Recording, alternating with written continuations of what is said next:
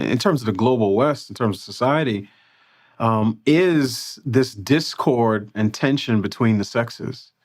And I see that as by far the most concerning of all the different tensions between different groups. All right, because it's possible to have ethnic tension in a country and for the country to move forward. I'm not saying it's pleasant, but it's possible.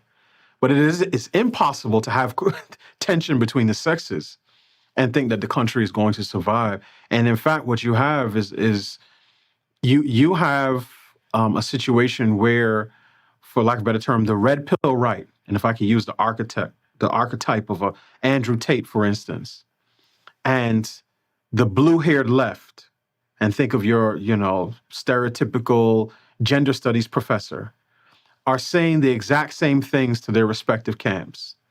That marriage is a bad deal, it's bad for us, whether us as young men or us as young women, because the other side has every incentive to not live up to their obligations when it comes to the deal.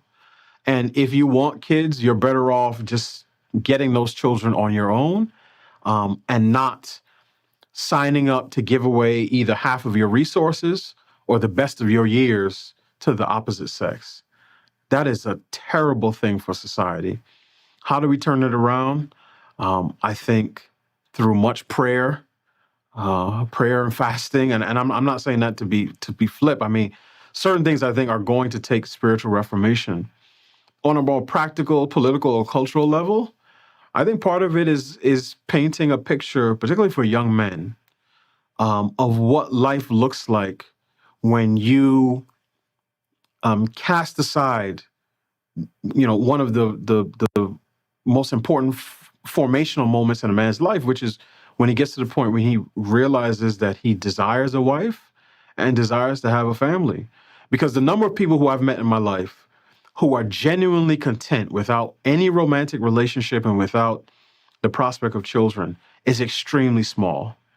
And so one is to say, thinking that you're going to go through life without ever desiring a wife or kids would put you in a very small minority. The other thing, and again, practically for men, is like, when men get to the end of their lives, the people who are most likely to be caring for them and looking out for them are their wives and children. And then it's letting men know, you say that, oh, well, I don't need a wife and kids. I'm just going to earn a bunch of money, buy a big house, and live like a king. But a king with no queen and no heirs is just a guy living in a big house.